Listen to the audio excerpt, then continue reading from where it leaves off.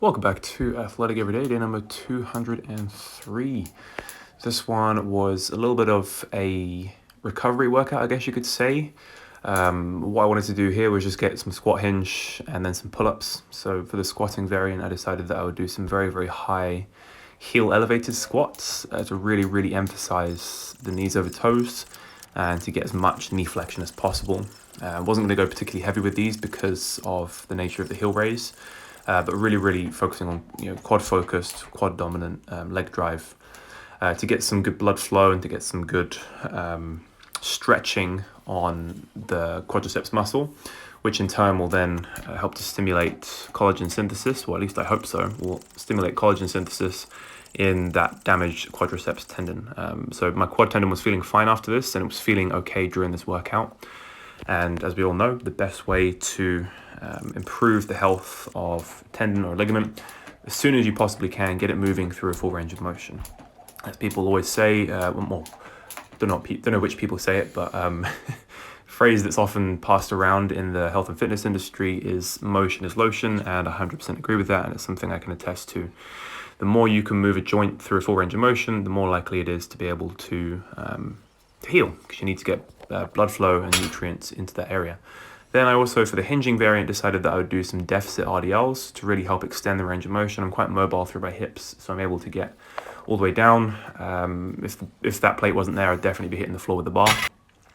And the reason I was doing these is to get a good amount of stretch, obviously on the hamstrings. Again, full range of motion on the hamstrings, or as much of a full range of motion on the top end of the hamstrings. And then lastly, I decided that I would do some weighted pull-ups.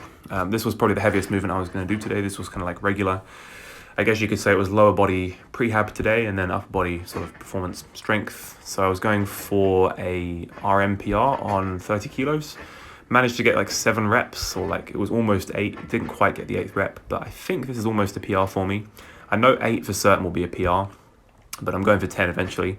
Once I can do 10 with 30, then I can start upping it to 40, and then I can work on step loading with 40 as well. That's a good way to progress with weighted calisthenics, in my opinion, is just to increase the number of reps that you can do on an exercise with a certain weight.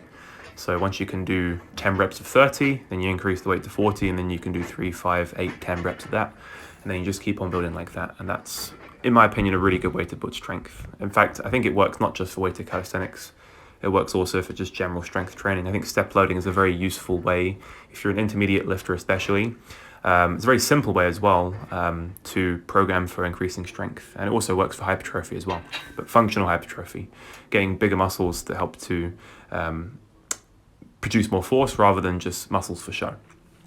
Then lastly, I decided that I would move on to doing some bent leg calf raises. Again, I could go a lot heavier with these, but again, it was more about prehab for the lower body, really just to help get some blood flow into my Achilles tendons, especially on the left.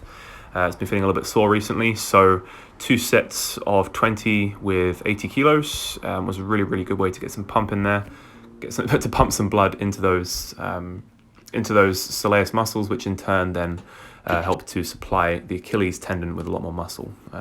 The tendons generally tend to have a worse blood supply than muscles, and the capillaries and the blood vessels that supply the muscles with blood will then pass through the tendons. So if you've got a tendon that's sore, then training the muscle that is directly attached to that tendon will help to get that tendon greater blood supply than if it was just at rest. So as we said, motion is lotion. Getting blood flow and nutrients into an area helps it to heal, and then the body takes care of the rest, ensuring that blood flow and those nutrients are able to facilitate that area to heal. All right, guys, that's it for me today. Thanks very much for watching, and I'll catch you in the next one.